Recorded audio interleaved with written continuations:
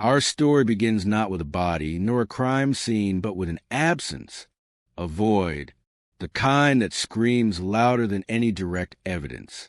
It was the disappearance of Amelia Thorne, a brilliant, ambitious scientist, on a cold November evening in the bustling city of Viridian.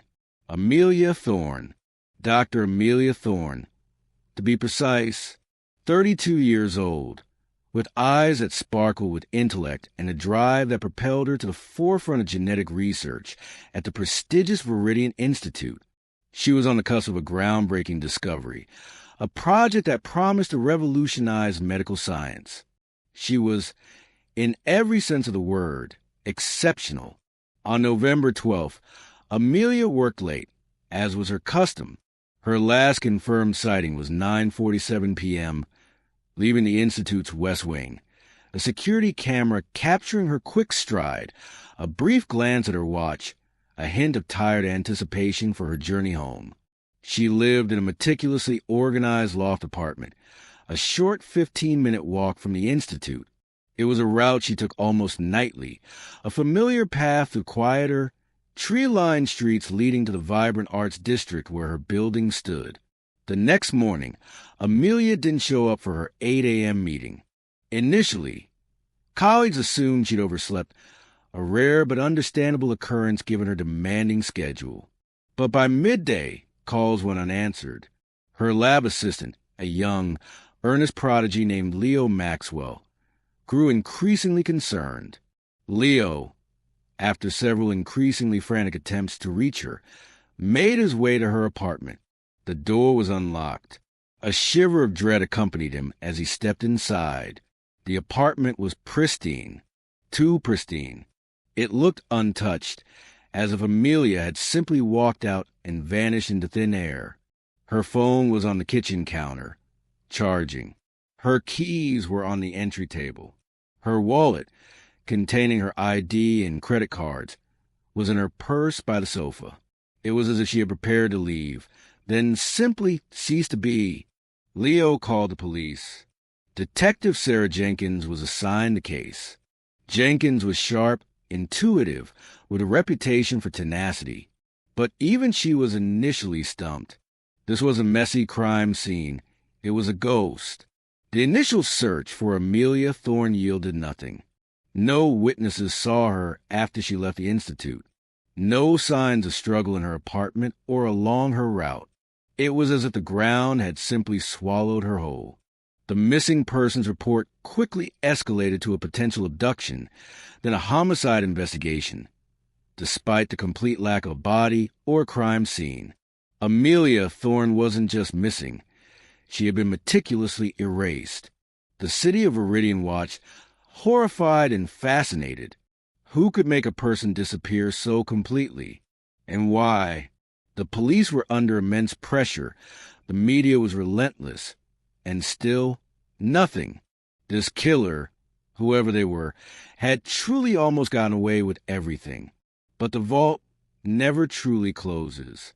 And in the darkest corners, even the most perfect plans leave a shadow. Detective Jenkins began her investigation by looking at Amelia's life. A brilliant scientist, yes, but also a complex woman. She delved into Amelia's professional life at the Viridian Institute. Competition in academia, especially at such a high level, could be cutthroat. Her research, centered on a gene-editing therapy for a rare neurodegenerative disease, was attracting significant attention and potential funding. Could rival researcher be behind her disappearance? The most obvious rival was Dr. Elias Vance, an older, more established geneticist at the Institute. Vance had been working on a similar project for years, without Amelia's breakthrough. He was known for his sharp tongue and his desire to be first. Jenkins interviewed Vance. He was dismissive, almost contemptuous of Amelia, but his alibi was solid. He had been at a conference out of state, confirmed by multiple colleagues and travel records. Another dead end. Next, Jenkins turned to Amelia's personal life. She had been dating a charming, charismatic artist named Julian Price for the past 6 months. A whirlwind romance, by all accounts. But often, the most passionate relationships hide the darkest secrets. Julian was devastated by Amelia's disappearance. He cried during his interview, swore his love for her, and insisted he had no idea what could have happened. His alibi was less concrete than Vance's. He was alone in his studio that night, working on a new sculpture, something only he could confirm. Jenkins got told her something was off. Julian's grief felt performative, too perfect, too much.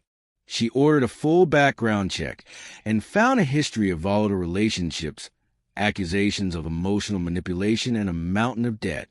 Julian Price became the primary suspect. The police searched Julian's studio, his apartment, even his car. They found nothing. No trace of Amelia. No forensic evidence. Julian, despite Jenkins' suspicions, appeared to be genuinely innocent. He almost seemed to relish the attention, the role of the heartbroken lover. He was a master manipulator, and he almost got away with it. Weeks turned into months. The case grew colder. Public interest waned, replaced by new headlines. Amelia Thorne became another statistic, another haunting mystery. Detective Jenkins, however, refused to give up. The lack of evidence, the utter cleanliness of Amelia's disappearance, was itself a clue. She went back to the smallest details. The Institute's security footage. She reviewed every single frame from the night Amelia disappeared. Not just Amelia's movements, but everyone else's. It was a needle in a haystack. Hundreds of hours of uneventful footage. Colleagues leaving, cleaners working, maintenance staff passing through. Nothing until, at 10:17 p.m., exactly 30 minutes after Amelia was last seen, a delivery van pulled up to the Institute's loading dock. Not unusual. Deliveries happen all the time. But this was a Tuesday night, not a typical delivery slot. The driver was a young man, in his early 20s, obscured by shadows. He quickly unloaded a large, unmarked crate, pushed it inside, and drove off. The delivery manifest? A routine shipment of laboratory equipment for Dr. Amelia Thorne's lab. This struck Jenkins as odd. Amelia was meticulous about her orders. She would never order a late-night, unscheduled delivery. She checked with the Institute's purchasing department. No record of such an order from Amelia. A fake delivery. The delivery company had no record of sending a van to the Institute that night. The van itself had no identifying marks, no company logo. It was a phantom. Jenkins's gut screamed. This was it. This was how Amelia was taken. But who was the driver? The face was too obscured. The uniform too generic. Jenkins enhanced the footage, pored over every pixel. And then a small detail. The driver had a distinctive limp, a slight drag of his right foot. A limp. This was something. Not many young men had a distinctive limp. Jenkins cross-referenced this with everyone Amelia knew. Family, friends, colleagues. Her network was vast. And then one name stood out. Leo Maxwell, Amelia's devoted lab assistant. The earnest young man who had reported her missing. Leo had sustained a minor injury to his right ankle years ago in a sports accident, resulting in a subtle but noticeable limp. The thought was jarring.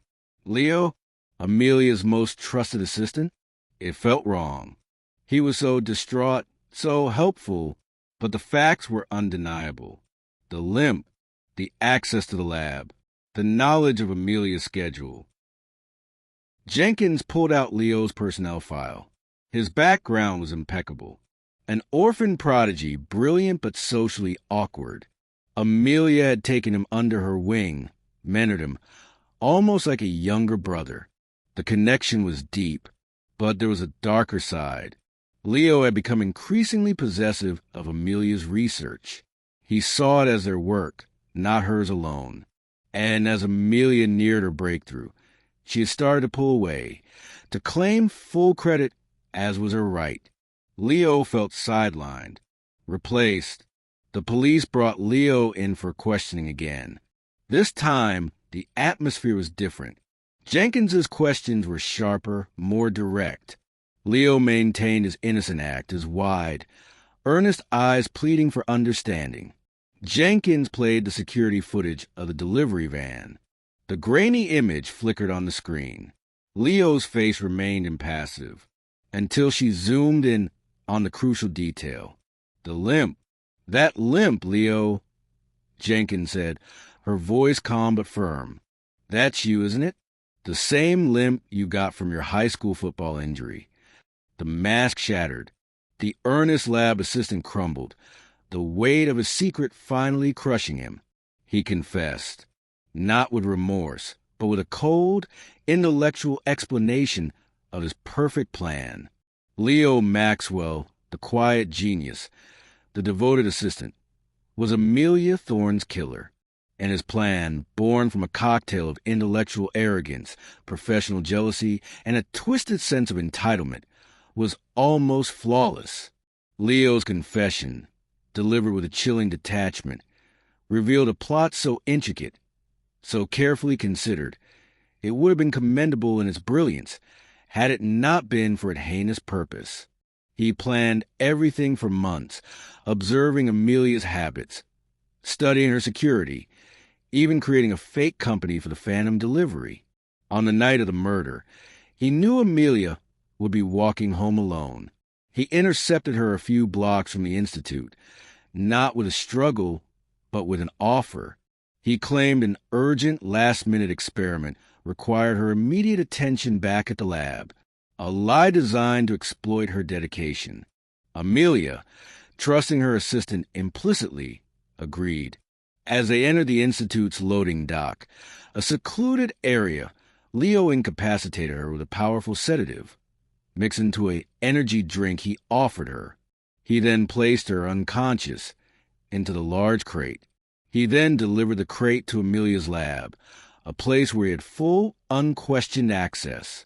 He spent hours dismantling the crate, dissolving Amelia's body in a corrosive chemical solution he had secretly developed in the lab over weeks, a horrific misuse of his scientific genius. The remains, liquid and utterly unrecognizable, were then flushed down the lab's specialized waste disposal system, designed for biohazardous materials. No trace, no body, a ghost. He returned to Amelia's apartment, using a spare key she had given him, to plant her phone, keys, and wallet, staging the scene to look like a simple disappearance. He wiped down every surface, ensuring no fingerprints were left behind. He was meticulous, calculating, and absolutely confident. His motive? A festering blend of intellectual property theft and unrequited ambition. He saw Amelia's breakthrough as his breakthrough, a collective effort that she was about to take all the glory for. And when she refused to share the credit, to elevate him to co-equal status, his resentment boiled over into a murderous rage. He also harbored a deep, unacknowledged infatuation with Amelia. He admired her, revered her, and believed he deserved her attention, her recognition, perhaps even her affection. When she rebuffed his subtle advances, dismissing them as professional overzealousness, it fueled his sense of rejection and injustice. The financial stakes were also enormous.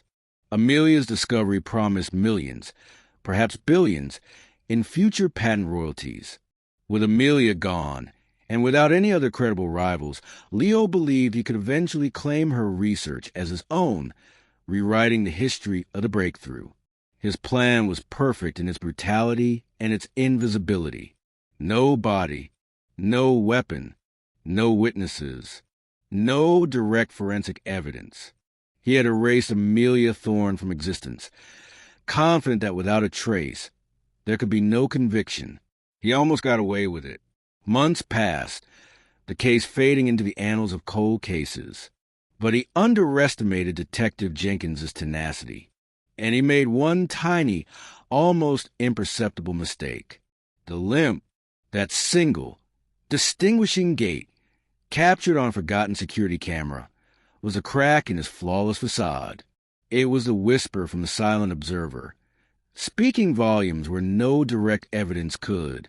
The confession didn't bring Amelia back, but it brought a chilling sense of closure. The brilliant scientist, the driven young woman, had been murdered by the very person she had mentored, betrayed by the trust she had extended. Leo Maxwell's intellectual arrogance had led him to believe he was smarter than everyone, that he could outwit the justice system. His meticulous planning had created an almost impenetrable crime, but the human element, the unique way he moved, became his undoing. The case of Amelia Thorne is a stark reminder that sometimes the most dangerous monsters don't lurk in the shadows, but stand right beside you, bathed in the same light. And their most potent weapon is the trust you unknowingly give them. Leo Maxwell was convicted of the first-degree murder of Dr. Amelia Thorne. He received a life sentence without parole. Even in court, he displayed little emotion, maintaining a cold, intellectual detachment, as if discussing a scientific experiment gone awry. The scientific community was stunned. The Viridian Institute, reeling from the scandal, put new security protocols in place and reevaluated the ethical guidelines for collaborative research. The breakthrough Amelia had been on the verge and was stalled indefinitely, its promise overshadowed by tragedy. Julian Price, initially a suspect, faded from the spotlight, his theatrical grief replaced by genuine, if somewhat self-serving, sorrow.